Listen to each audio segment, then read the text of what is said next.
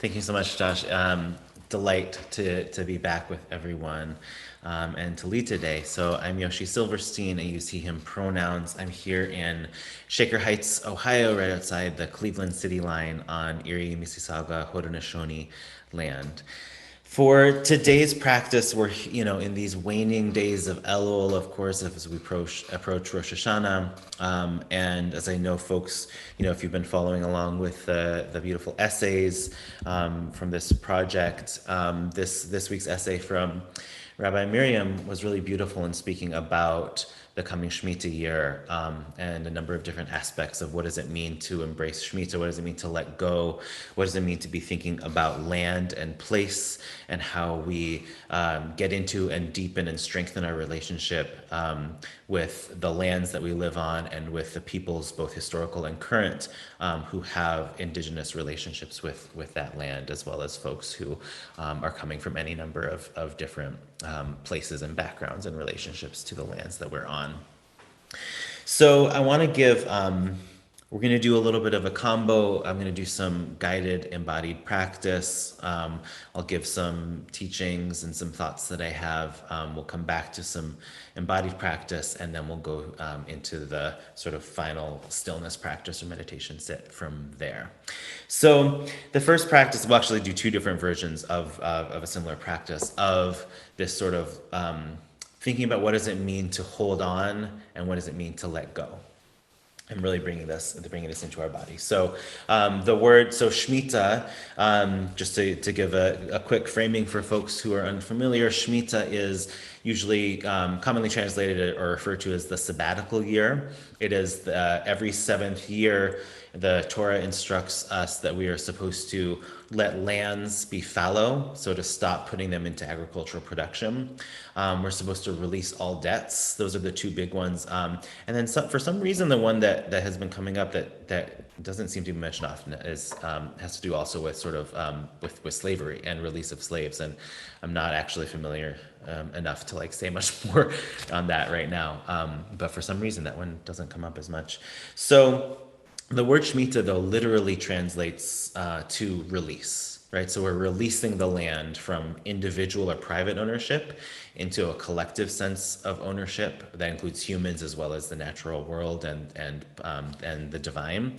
The release of debts, right? The release of that sort of like obligation between two people that is represented by a debt. So I want to play with this a little bit. Of what does it mean? Like, what does it mean to actually release? What does that feel like in our bodies? And so we're going to invite us to actually go through that process. And so we're going to go kind of from head to toe, and I'll guide us through this. And we'll do a 6 count for the sort of 6 years leading up to Shemitah. We'll do a 6 count where I'll tell you what part of the body, and we're going to just try to squeeze it as hard as we can. Obviously, don't, if it's like painful, please stop. But we're going to like really try to squeeze that part, really, really hold it for that 6 count. And then on the 7th, we'll just take a big breath and just release it. And we'll go through sort of from head to toe. And as we're doing this, I'll invite you just like notice and observe. How does that feel in the body? Right? Just like, what are the sensations you feel? What do you feel when you do that squeezing? What do you feel with that letting go? So we're just noticing and observing. So if you need to just adjust so you can sit comfortably as we go through this, we'll start in the head, sort of the face, the ears, everything on the head that you feel like you can, have enough muscle control over to squeeze, right? And let's squeeze that, scrunch it. Here we go. 1, 2, 3. Really squeeze. 4, 5, 6, and release. Now we'll move into the shoulders, kind of do this, right? Squeezing the shoulders, really squeeze the shoulders. 1, 2, 3, 4, 5, 6, release. Take a breath. Okay, now let's get into the sort of forearms and hands, really squeeze tight. So here we go, squeeze. 2, 3, 4, 5, 6, release and take a breath. Okay, let's move into sort of the chest and sort of stomach, sort of torso. Squeeze all of this as you can. Here we go. 1, 2, 3, 4, 5, 6, and release. Okay, we'll do sort of the upper thighs. We go squeeze, 2, 3, 4, 5, 6. Release, take a breath. Okay, the calves. If you can get into your calves, here we go. Squeeze the calves, constrict, tighten. 4, 5, 6. Release. And finally, your feet and toes. Squeeze them. Here we go. 1, 2, 3, 4, 5, 6. And release. Okay. Just come back into the body, just return your breathing just to find a comfortable rhythm for your breathing, and just do a quick scan of the body, just anything that you're noticing, and just reflect on anything that you noticed while you're going through. How did it feel to really squeeze, to hold tight, to constrict, to have that tension, and what did it feel like to release? And does your body feel any different now than it did 5 minutes ago? Maybe yes, maybe no, right? We're just noticing. So, some thoughts I want to share around Shemitah this coming year, some of the ways that we might want to then think about both personally, individually, and collectively as we go into, as we prepare to do our sit today. So one of the things that I've been thinking a lot about is this culture of urgency that we have in our society. And we've sort of, I remember 18 months ago, the pandemic started, and obviously it's been really challenging. But there's all this talk about, oh, maybe we'll use this opportunity to slow down, right, and do less, and just be with family, right? In large part, the opposite has happened. It feels like everything is like even like sped up even faster. There's more meetings. We're hopping from Zoom to Zoom to Zoom to Zoom, right? There's just like so much happening. A lot of really good stuff, right? But like sometimes it feels like the speed has only gotten faster despite this sort of like, oh, it's like a Shemitah year come early, and maybe not so much, right? So I think one of the lessons that I'm really thinking about and trying to hold on to, both for my personal life and professionally and organizationally, is thinking, okay, what does it mean to let go of that urgency culture? So one of the things that happens during Shemitah, when we let the land be fallow, when we release the land, is that we're not doing annual agricultural production on the land. So most agriculture, certainly today, and at least in some large part in ancient Israel, was annual crops, right? So these are crops that you plant usually in the spring, but at whatever time of the year. They grow once, you harvest them, and that's it, right? Next year around, you have to do that whole thing over again. So that's annual. As opposed to perennials, which continue to go back every year. You don't have to replant them every year, right? They continue to harvest, they continue to grow, they continue to put their roots down.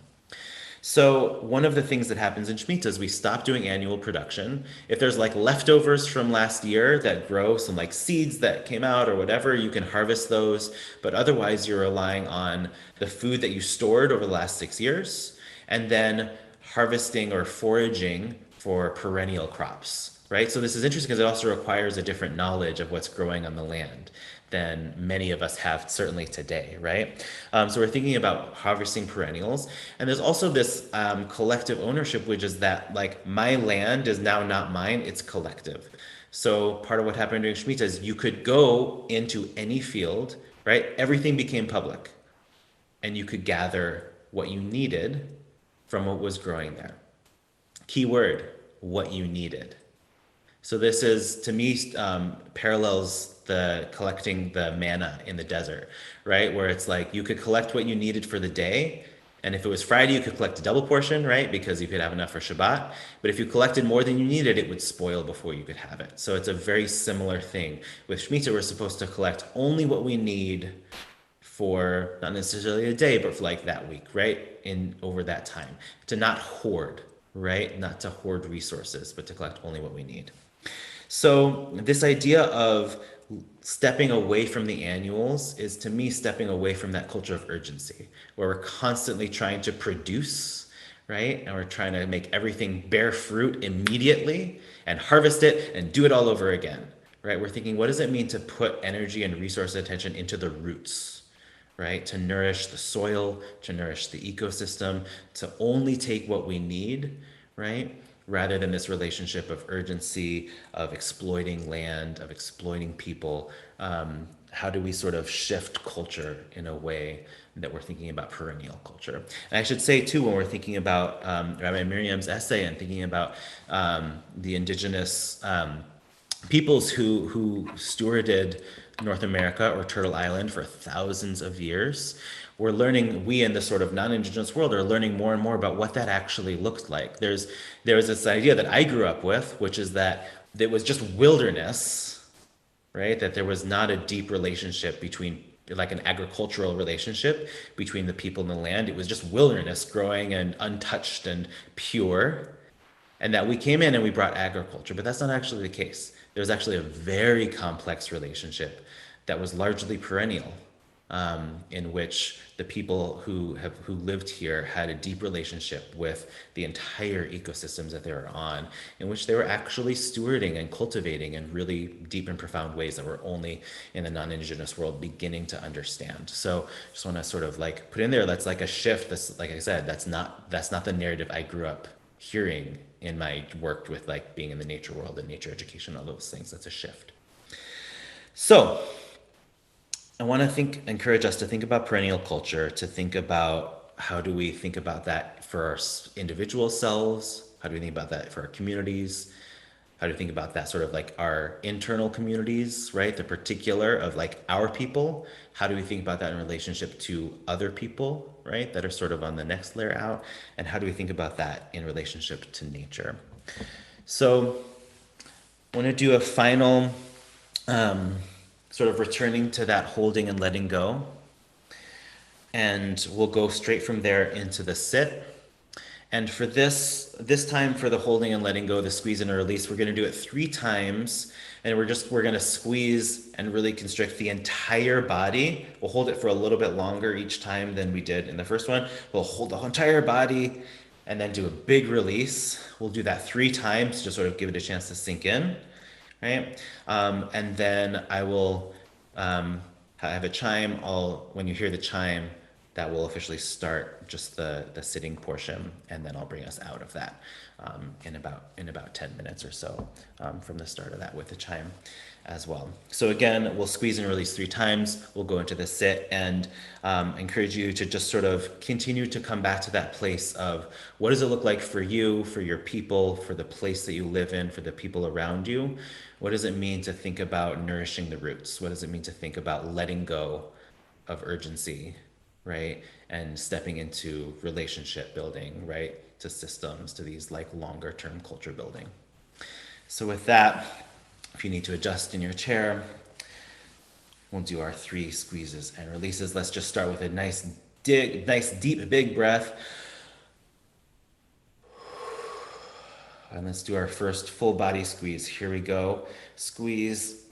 Try to squeeze everything as much as you can.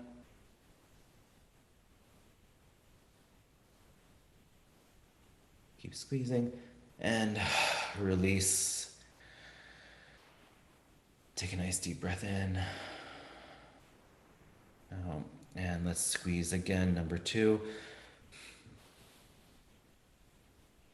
Keep breathing while you're squeezing. You don't have to hold your breath. Notice how this is feeling, to just hold it and hold it and hold it, even hold it for longer than you need to, right? This is part of it. We hold on to things that we don't need to always hold on to. And release. Notice how it feels to really have that sense of release, of letting go. Let's take one more deep breath in. And we'll do our final 3rd squeeze and release. Here we go.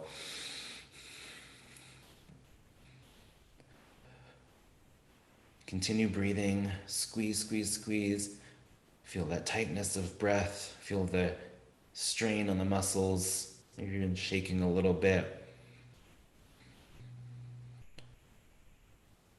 Notice the areas that feel hard to hold. Hold for just a little longer.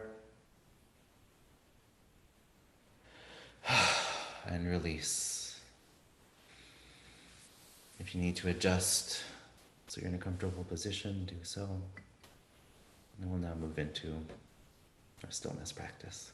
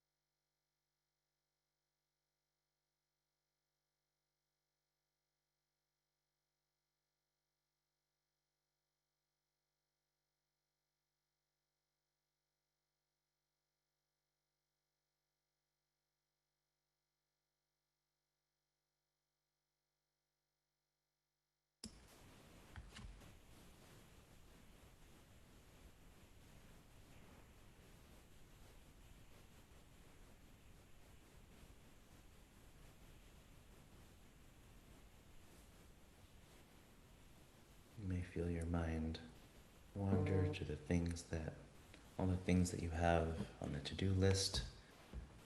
Try to feel that sense of release, of letting those go just for the next few minutes.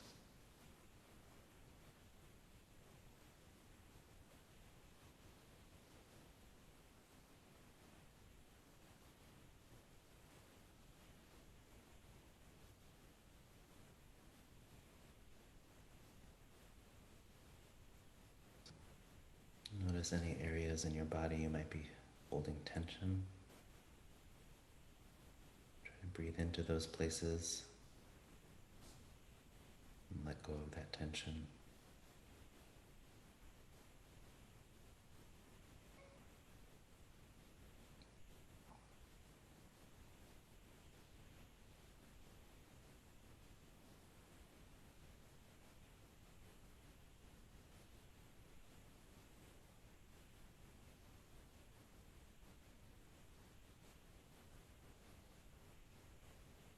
You might think about all of the coping mechanisms that have gotten us through the last 18 months, many of which we have needed. They've been there to help us and support us and guide us.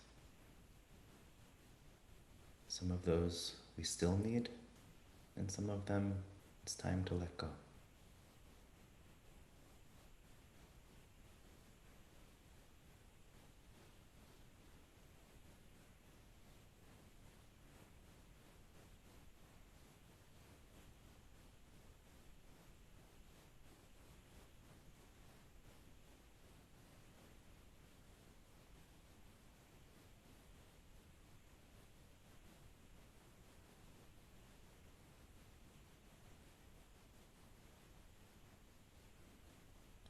And as you think about what you're letting go for Shemitah, open your heart and mind now to the space that becomes more open.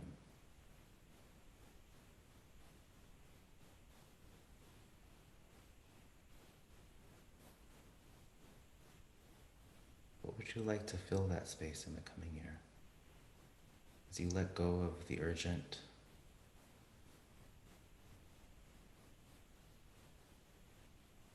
what do you hope to do in the coming year that you usually don't have space for? Who do you want to spend time with?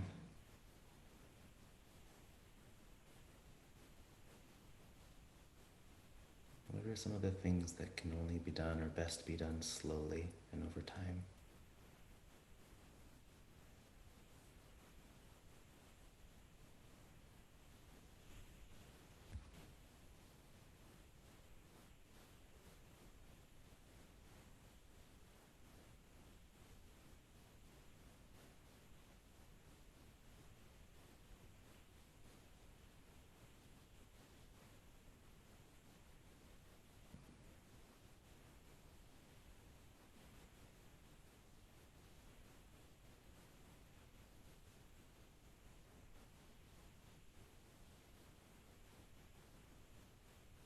Turn your attention to your breath.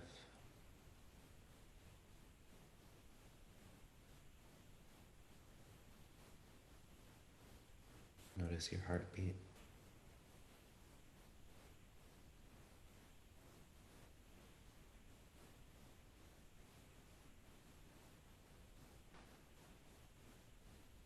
Notice the sense of slowing around you,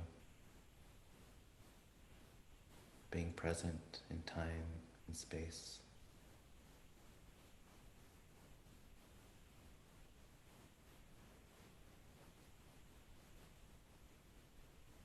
Notice if there's any parts of the body where you feel that tension. Maybe it's coming back. Maybe you're squeezing your eyes more than you need to.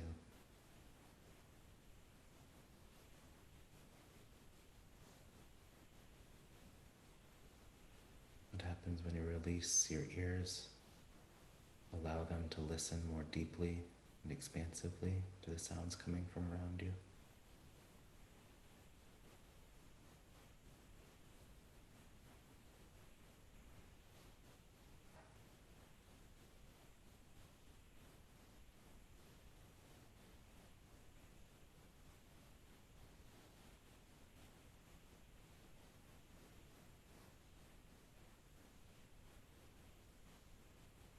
You strive to release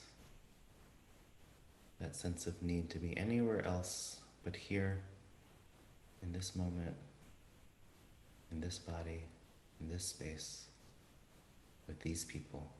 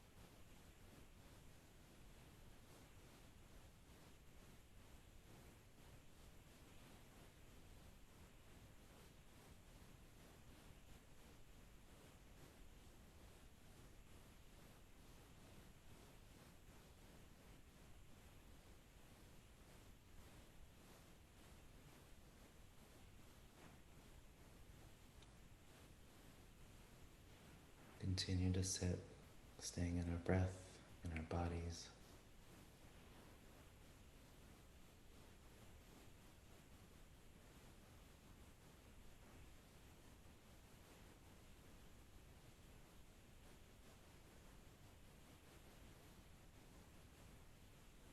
Feeling a sense of rootedness through our feet.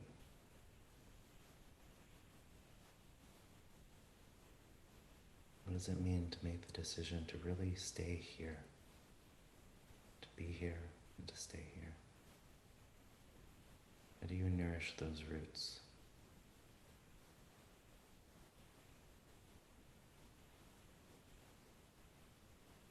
And how do you nourish the roots of those other plants around you?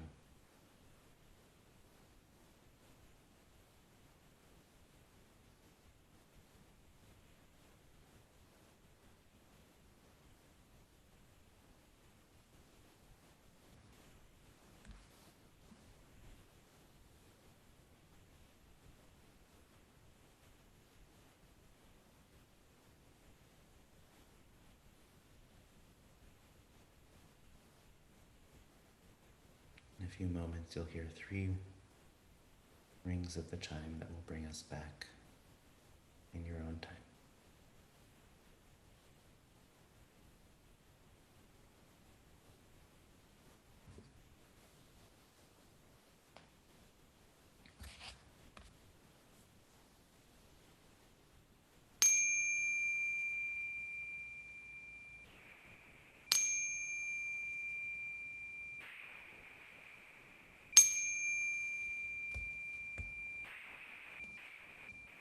In your own time, as you're ready, you can slowly start to open your eyes, find some movement again, and we'll come back together on the screen. Thank you so much, everyone.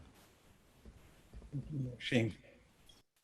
I'm going to invite Jonathan Silver in to offer a brief kavanah and then blow the shofar as we're doing every day during Elul leading up to Rosh Hashanah.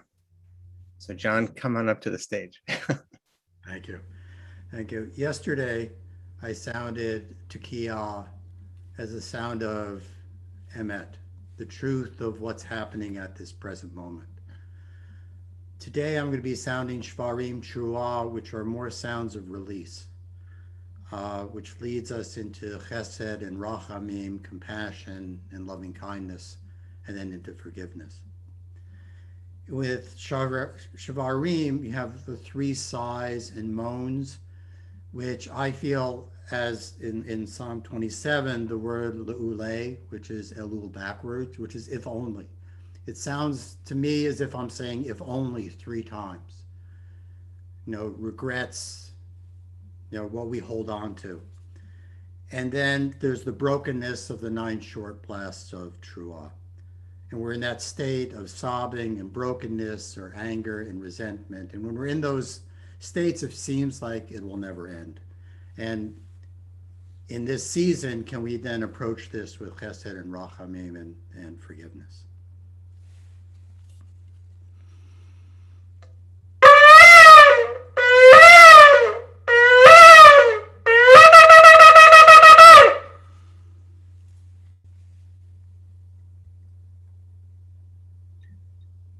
Thank you, John. All right. We are going to just now offer an opportunity for those who are saying Kaddish, remembering loved ones, to join us and do that. And then afterwards, we'll come back and have a few minutes to be able to offer comments and questions to Yoshi, and he and I will have a conversation. And so, but in the meantime, if you are saying Kaddish for someone, I invite you to share the name of the person that you're remembering and holding with you in the chat box, and you can unmute yourself and feel welcome to join me in saying Kaddish. Yitkadal,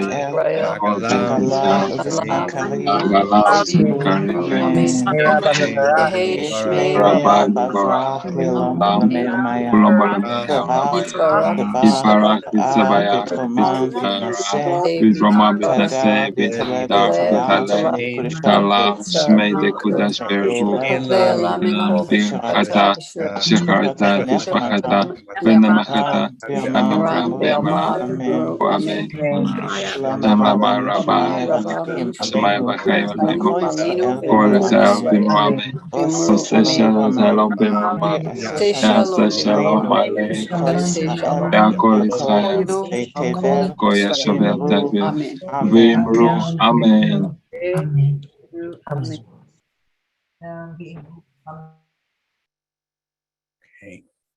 So thank you. If you are departing now, thank you for joining us. We look forward to having you back. We'll be back here same time and channel tomorrow at 12:30 Eastern. And you're welcome if you're not and want to stick around for a few minutes. Look forward to having a conversation with Yoshi. So, all right. And usually, this is the part where the screen usually gets side by side. Just waiting to see if that happens. There we go. Okay, look at that. It magically happens. Not magic. Thank you to Adi Stein, our always capable producer. So Yoshi, thank you so much for that wonderful practice, and the chat. Oh, it looks like we have some technical difficulties. So if you have a question, please just chat directly to the IJS account, and that'll get to us. Okay. So thank you for that practice, and it was so useful to me to think to experience and just be aware of what's going on in my body as clenching up and then releasing, and going through that and reminding us of the connection, that we experience that in our body. I'm curious for you, what comes up for what did come up for you, if you can share in that part of the practice. What do you experience in that? Where does that kind of take you? Yeah, thanks for that. I think so I really love both doing and leading that practices of that type. I think in a lot of ways, when we think about different embodied practices in general, when we sort of set aside the time, I think this also meditation practices, right? When we set aside the time to really explicitly do the thing, whether that is sitting in silence, whether that is stretching, right? Like we're sort of pushing those extremes a little bit on purpose so that we can really feel what it feels like in that more extreme or more particular case. So that then, as we're sort of just going through life on a day-to-day basis, it's a little bit more accessible, right? And so I think a couple of things happen. I think one is that in the actual practice itself, you know, I before the practice, I'm like somewhere in the middle. I am holding tension in certain parts of my body. I'm certainly not walking around like this, right? That would be obviously uncomfortable. But you know, I'm just like sort of somewhere in the middle, which often is fine. But sometimes it's like unhelpfully in the middle, right? And so by really pushing it first to the really, really squeeze and then the full release, I recognize, oh, that sense of release is also feels different and maybe better than where I was before I did the practice because I'm really sort of pushing it, right? So it sort of helps to be like, yeah, you needed to like intentionally do that release. And then I think also it helps us to really feel the physical sensations that come with getting really really tight and squeezing, right? Which carries it's all only all bad, right? There's a lot of sort of like focus and intensity that comes with that, and sometimes that's exactly what we need, right? And there's sort of like my heart starts to beat faster, my breath becomes more shallow, right? Things like that, that if I'm not trying to do that, or I'm not, and that's not what is most appropriate for the situation I'm in, those are not helpful things to have happening in my body. I want the other. I want that release and slowing and all of that, right? So it helps me to sort of see like, this is what this really feels like when I'm pushing it, so that maybe it comes up, I'm in a meeting where I'm in a stressful conversation or whatever it is, I might notice very similar sensations happening in my body of stress and tension and constriction. Mm. And the more I've practiced it outside of that, I'm probably not in the middle of a meeting going to be like, that would be a little strange. But if I know what that feels like in my body, I can more internally say, oh, right, like let me release this part and release this, and just right, like I can do that sort of in a more subtle way that just becomes very useful for, you know, just like being in life.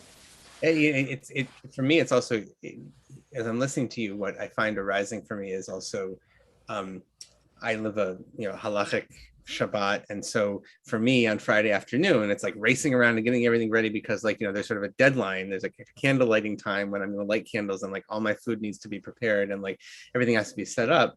And so there's like this pressure that builds, and then the moment that happens, right, there's that release also, that there's a peacefulness that sort of comes. So it's Yeah. evocative. And I think there's the nested cycles, right? Where it's like Shabbat comes once a week, Shemitah comes once every 7 years. There's also, you know, the Jubilee, you know, but it goes the other way too. It's like we do those more larger things, the macro things of a full day of Shabbat or a full year of Shemitah, so that we also feel those things in the micro Right. throughout our day-to-day life and experience. Like, what is it like what does Shabbat feel like, and maybe can I find capturing micro moments of that through the week? What does a year of Shemitah feel like? Can I find micro moments throughout this other 6 years, right? Right. There's a couple of questions that we've got here. So one that came to me is, any guidance as to how to let go of a culture of urgency and perhaps invite others to let go too when one is surrounded by others who are consumed by this culture? That's a great question from Laura. That is a great question. I mean, I think that's part of why this is so hard, is because we're in a society that really pushes constant production, that urgency, right? And so, I mean, I'll just model what I just did. Sometimes you can just take a breath before you respond, right? And those are little things that I'm releasing my own, just like small micro sense of urgency in a response, right? And so what are the, like, so I think part of it is finding what are the moments when you can sort of do those things that are countercultural and sort of model, this can look a different way. So I think I'm sort of constantly looking for the ways that we can do that. I think just as sort of the first, you know, when we did the sort of head to toe squeezing and releasing, I said we're not trying to push anything necessarily. We're just noticing. And so I think that first step of noticing and sort of attunement, right, to what's going on in our bodies, the sensations, and then what are we seeing happening in communities or in culture, right? First, we have to notice it. We have to observe. We have to become aware, right? And then we can start to learn and use the tools that can actually shape and shift and transform things over time. There's another question that came through of, would you please speak to the release of relationship that is no longer healthy, even when the other person does not want to be released and fights back against peaceful separation? Um, Another great question. I am Disclaimer, we're not not a therapy here. We're not therapy. right, exactly. I am not a relationship, counselor. But I do, I do certainly think about those questions. Yeah, there's a lot of complexity, of course, into relationships. Some we can more easily let go of, and some, are harder to for lots of different reasons. I guess what I immediately sort of think about there is like, what are the things that are within my control?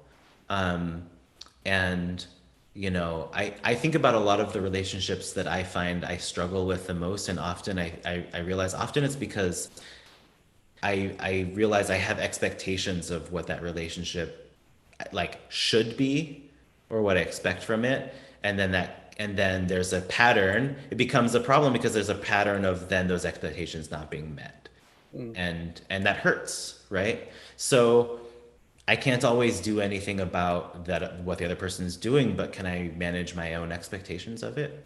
Right? So I think maybe there's that sense of like, okay, let me let go. I have these expectations that I'm continuing to hold, and history is proving me wrong, but it's still really hard to let go of. So maybe that is a piece of the relationship I can let go of. And maybe I can't release the entire relationship for whatever reason, right? But maybe I can release some of the aspects that sort of continue to like to have an impact on me and that like feel harmful.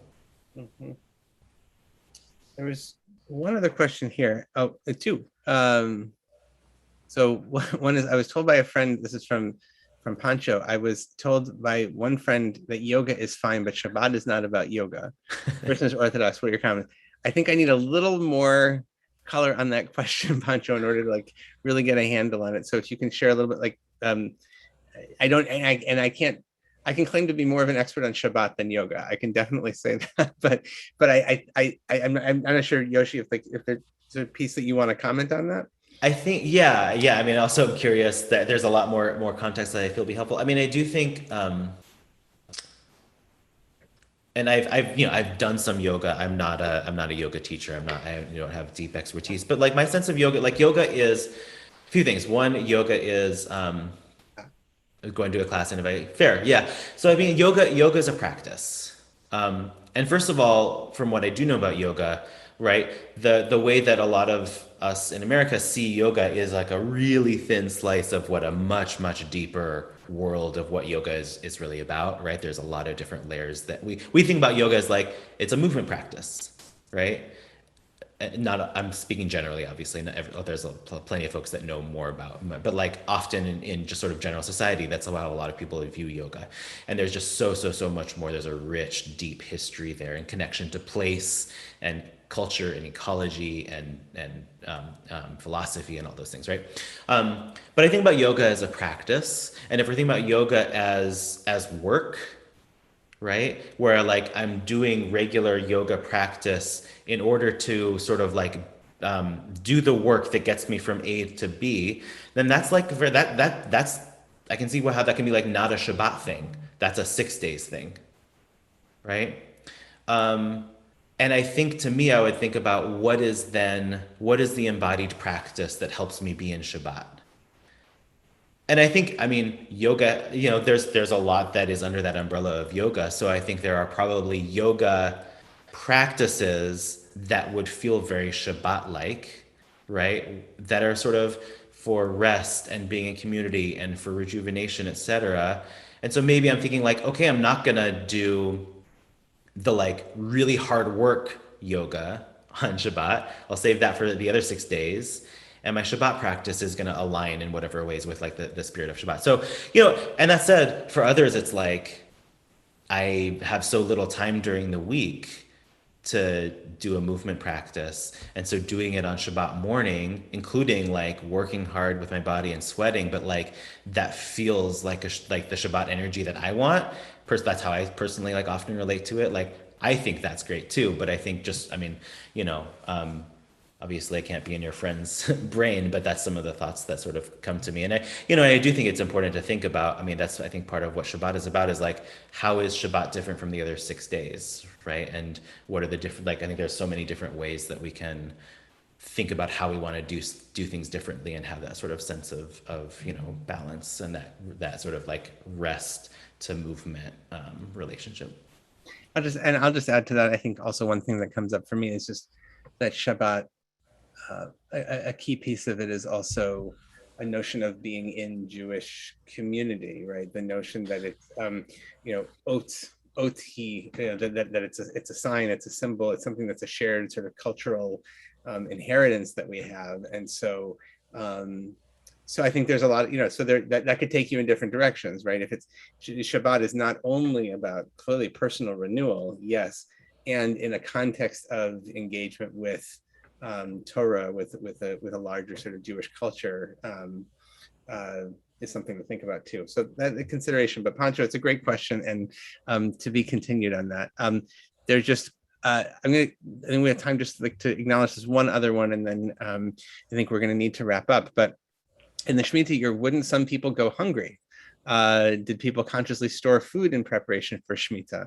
And I mean, certainly the Torah speaks to being aware of, okay, the 7th year is coming, right? And the anxiety that might accompany that, right? And there's a certain sort of surrendering to, and will be prepared for, not will be prepared, there will be enough, you're going to have enough, that there's a promise, like you'll have enough.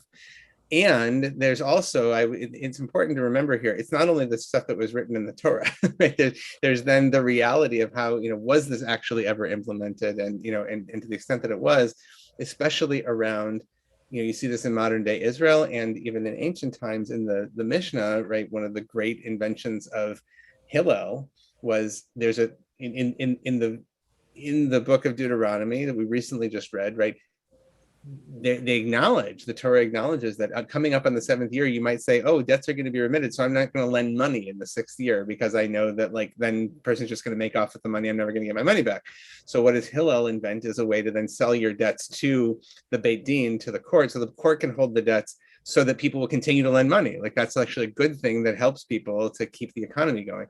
So there's always this sort of this toggling or this thinking about what is the sort of prophetic value that's being stated and how is that applied.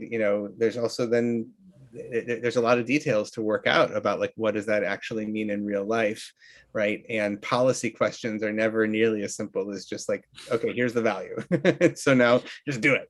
Right. So I think I'll give you a chance to comment on that, and I think we're going to have to wrap up from there. Yeah, totally. I think just the briefly, I think 2 things. One is that in order for Shemitah to work, you have to be storing food for the 6 years prior, right? It's sort of like, I mean, Shabbat, you can kind of get away with scrambling and putting together a meal and whatever at, like an hour before sunset. But like, that's because it's like one meal, right? Shemitah, a whole year, can't do that. So that's the thing. If you're really doing Shemitah, it's not just for that 1 year. It actually impacts the entire 6 years leading up. It's an entire way of building, society.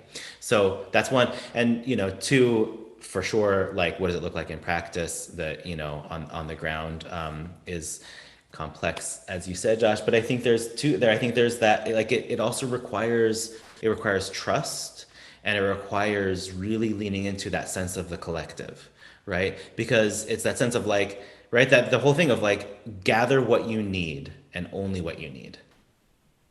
And that trust that means that there will be enough for all, right?